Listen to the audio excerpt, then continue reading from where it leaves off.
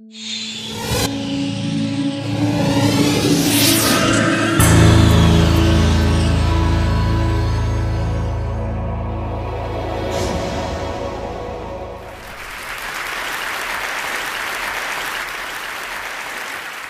that's kind of an obvious statement up there. I started with that sentence about 12 years ago, and I started in the context of developing countries.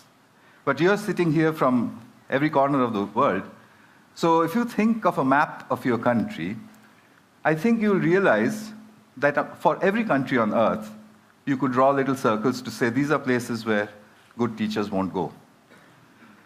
On top of that, those are the places from where trouble comes. So we have an ironic problem.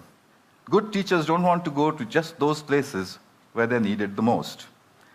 I started in 1999 to try and address this problem with an experiment, which was a very simple experiment in New Delhi. I basically embedded a computer into a wall of a slum in New Delhi. The children barely went to school, they didn't know any English, they'd never seen a computer before, and they didn't know what the internet was. I connected high-speed internet to it, it's about 3 feet off the ground, turned it on and left it there. After this, we noticed a couple of interesting things which you'll see, but I repeated this all over India and then through a large part of the world, and noticed that children will learn to do what they want to learn to do. This is the first experiment that we did. 8-year-old boy on your right, teaching his student, a 6-year-old girl, and he was teaching her how to browse.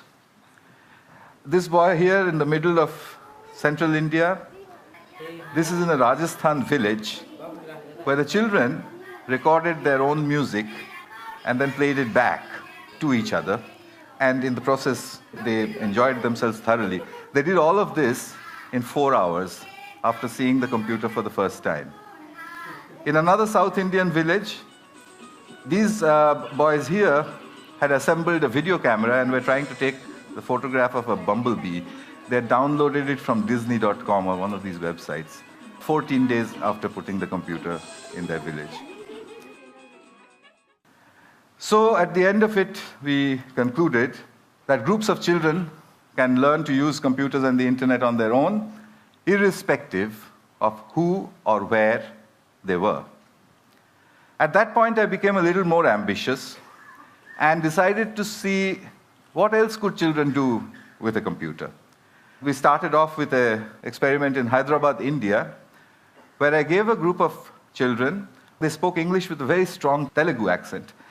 I gave them a computer with a speech-to-text interface, which you now get free with Windows, and asked them to speak into it. So when they spoke into it, the computer typed out gibberish. So they said, oh, it doesn't understand anything of what we are saying. So I said, yeah, I'll leave it here for 2 months. Make yourself understood to the computer. So the children said, how do we do that? And I said, well, I don't know, actually. And I left.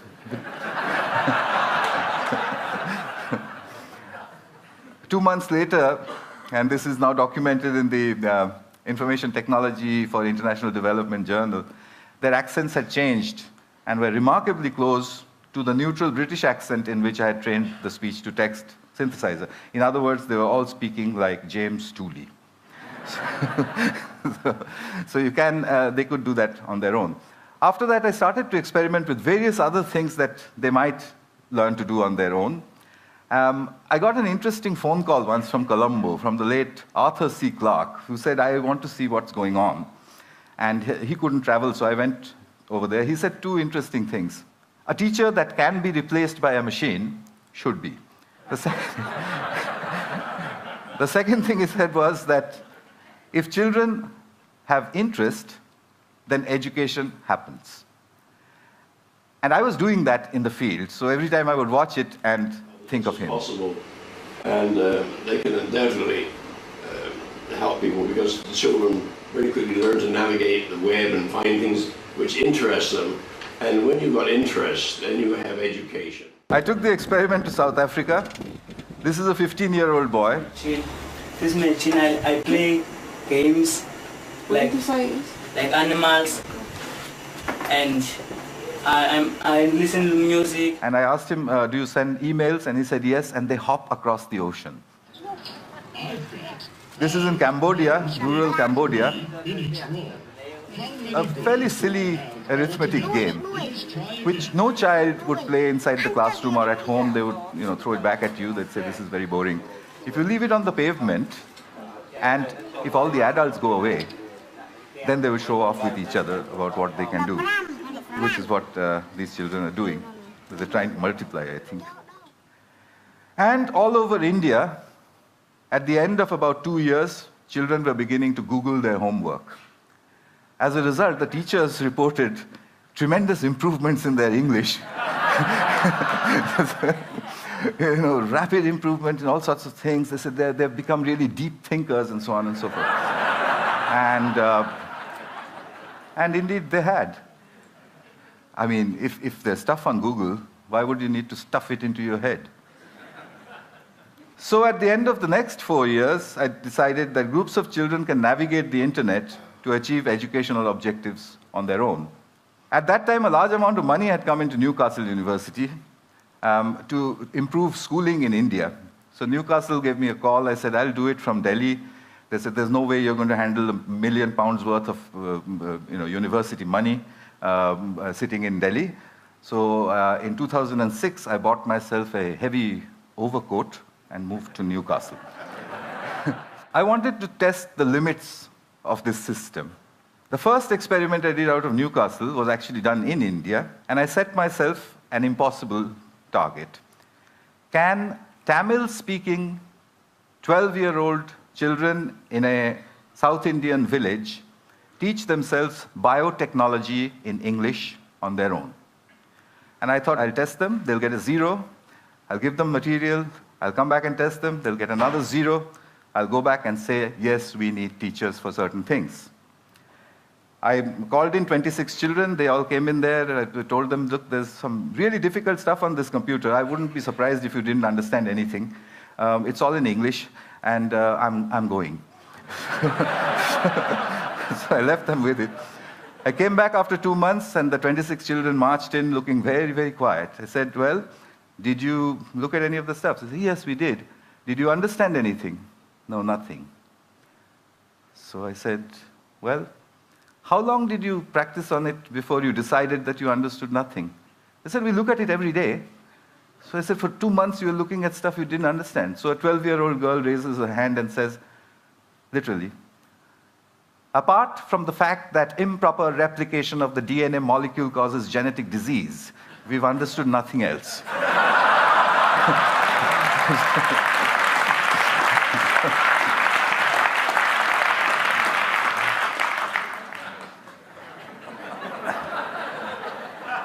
Took me 3 years to publish that. It's just been published in the British Journal of Educational Technology. One of the referees who refereed the paper said, it's too good to be true, which was not very nice. Well, one of the girls had taught herself to become the teacher, and that's her over there.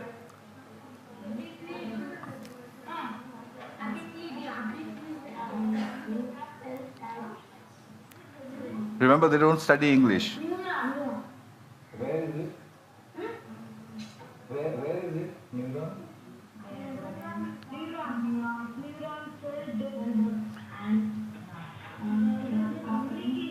I've edited out the last bit where she said, when I asked where is the neuron, and she says, the neuron, and then she looked and did this. But her expression was not very nice. So their scores had gone up from 0 to 30%, which is an educational impossibility under the circumstances. But 30% is not a pass. So I found that they had a friend, a local accountant, a young girl, and they played football with her. I asked that girl, would you teach them enough biotechnology to pass? And she said, how would I do that? I don't know the subject. I said, no, use the method of the grandmother. She said, what's that? I said, well, what you've got to do is stand behind them and admire them all the time. Just say to them, that's cool, that's fantastic, what is that? Can you do that again? Can you show me some more? She did that for 2 months. The scores went up to 50, which is what the posh schools of New Delhi with a trained biotechnology teacher were getting. So I came back to Newcastle with these results and decided that there was something happening here that definitely was getting very serious. So having experimented in all sorts of remote places, I came to the most remote place that I could think of. Across the River Tyne, 5,000 miles from Delhi, is the little town of Gateshead. In Gateshead, I took 32 children, and I started to fine-tune a method. I made them into groups of 4. I said, you make your own groups of 4. Each group of 4 can use 1 computer and not 4 computers. Remember, from the hole in the wall. You can exchange groups. You can walk across to another group if you don't like your group, etc. You can go to another group, peer over their shoulders, see what they're doing, come back to your own group, and claim it as your own work. And I explained to them that a lot of scientific research is done using that method.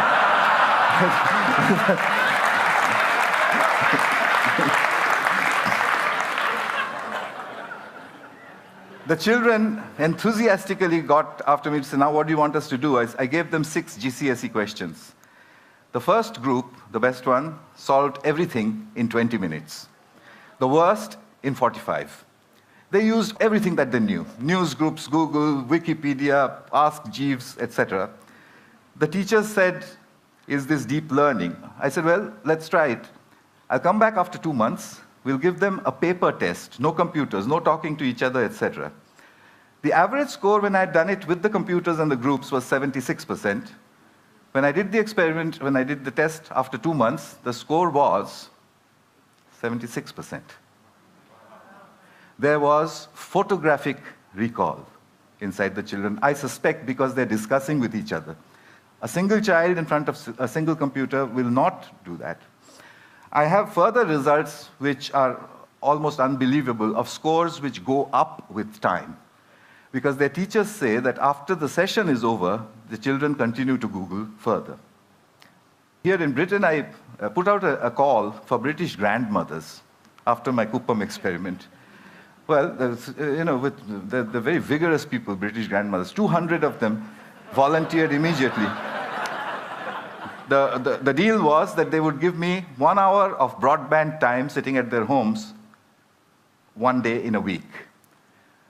So they did that, and over the last 2 years, over 600 hours of instruction has happened over Skype using what my students call the granny cloud. My granny cloud sits over there. I can beam them to whichever school I want to.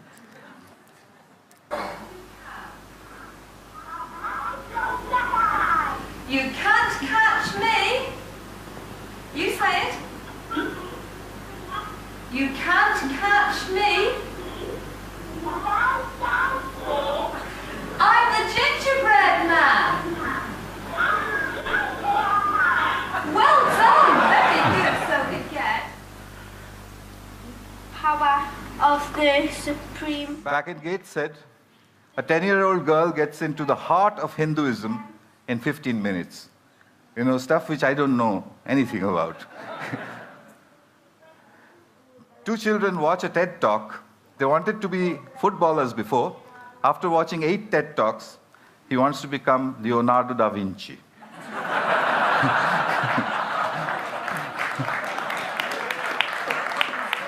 It's pretty simple stuff. This is what I'm building now.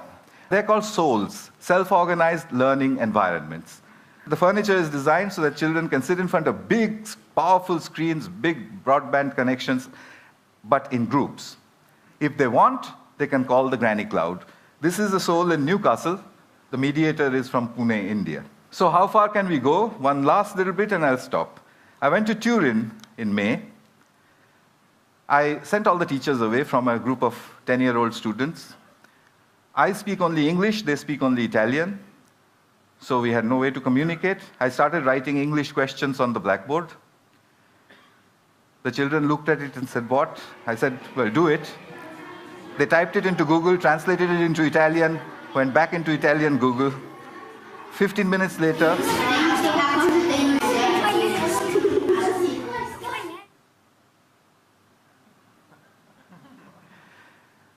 next question, where is Calcutta?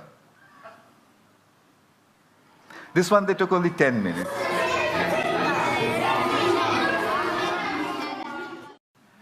I tried a really hard one then. Who was Pythagoras and what did he do? There was silence for a while. Then they said, you've spelled it wrong. It's Pythagora.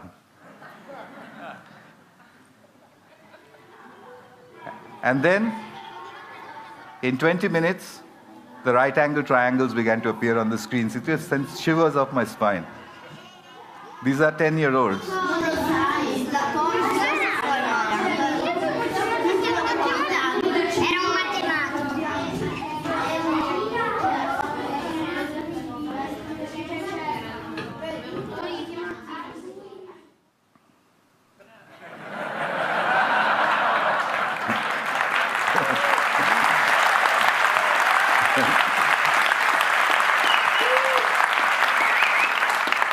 So you know what's happened? I think we've just stumbled across a self-organizing system. A self-organizing system is one where a structure appears without explicit intervention from the outside.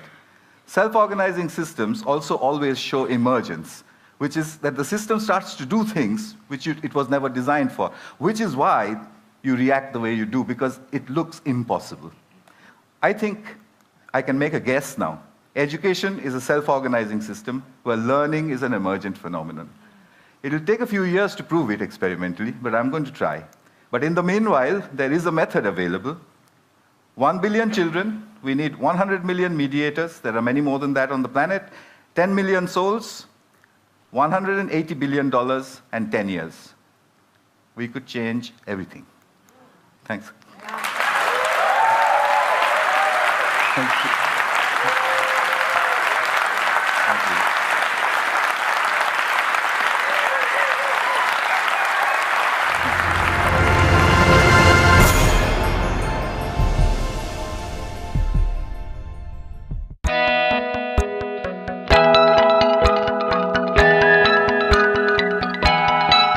We are Intel, sponsors of tomorrow.